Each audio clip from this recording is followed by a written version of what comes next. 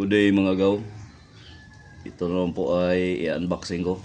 Ito po ay cordless na lagari. Sana maganda. Ito po ay nabili ko sa online. Mura lamang po ito gaw. 600 plus. May dalawa na pong battery yung in-order ko. Sana po ay maganda.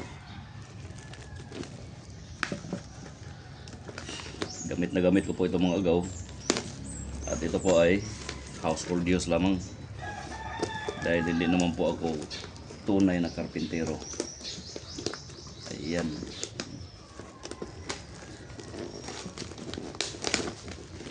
Sana po malakas. Sana matibay din.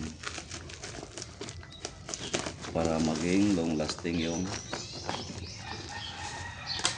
item na to o yung tools na to. Yung nabili ko ay walang box. Kasi pag mayroong box, toolbox, ay nagkakalaga na po ng halos mag-1,000 na. So meron naman po ako ditong box na extra.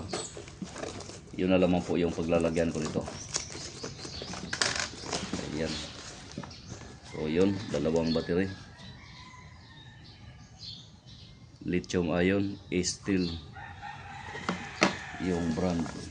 At saka meron po siyang charger na dala. At meron na pong mga lagari dito. So, tingnan ko kung ano yung tama ba yung ipinadala nila. Kasi ito po ay inclusion na po sa binili ko. Lagaring kahoy. Ayan. Ito po, lagaring kahoy pa rin. Yung sa plywood, yung maliliit yung ngipin. Ito ay lagaring bakal. Yan, kung makita nyo, sobrang liit ng mga ngipin niya. Ito ay lagaring kahoy pa rin. So, tatlong lagaring kahoy at isang lagaring bakal. So, hindi naman po kataasan yung lagari na padala, pero okay na. Dahil ito po ay ginagamit ko sa yung mga may maliit na espasyo na meron akong puputulin, o yung mga tight spaces na area na kailangan kong putulin. Ayan, so ito na naman po, ito po yung tools. May konting kabigatan dahil po sa motor siguro ito, kaya mabigat. So lalagyan pa natin ng battery ay lalo po itong bibigat. So ngayon agaw, susubukan ko. Sana gagana ito. Meron pong ano ba to? Lock. Ayan. Okay. Malakas naman po agaw.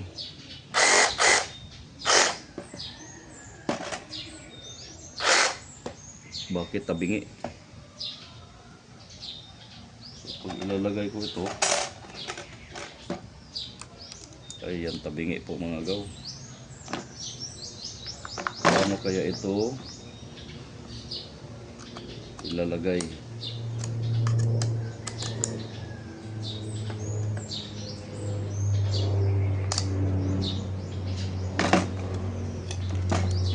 Ayan, first time ko kasing magkaroon ng ganito. Ayan, may i-twist lamang po ito.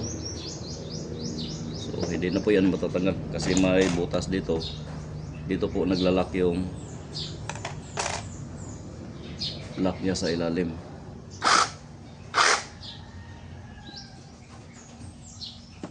Ay parang pasadya talaga itong tabingi agaw. O yan, kung makita nyo tabingi, naka-incline dito banda.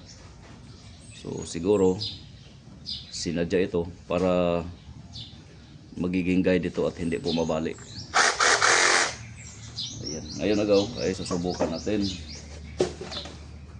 kung makakaputol ba. Ayan. So meron akong kahoy dito agaw.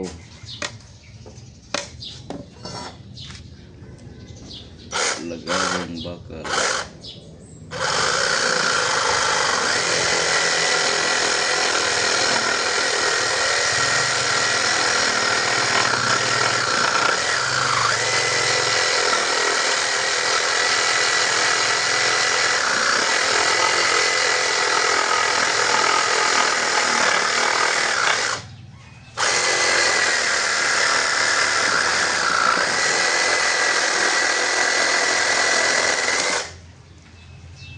Yan mga agaw, nakakaputol naman. Kaya lang, hindi masyadong matalim itong lagari na dala. Yan, tawag dito sa amin ay walang subo. Pero okay na rin. Hindi naman po ito intended para pang putol ng mga malalaking kahoy gaya ng mga 4x4, 6x6, 5x5. Ito po ay pang 1x2, 2x2 lamang po na tools. Ayan mga agaw. So okay din. So pagtanggal naman ito mga agaw ay ganyan lang po. Twist, kakabunutin. At yan, kusa na po, babalik na po yan.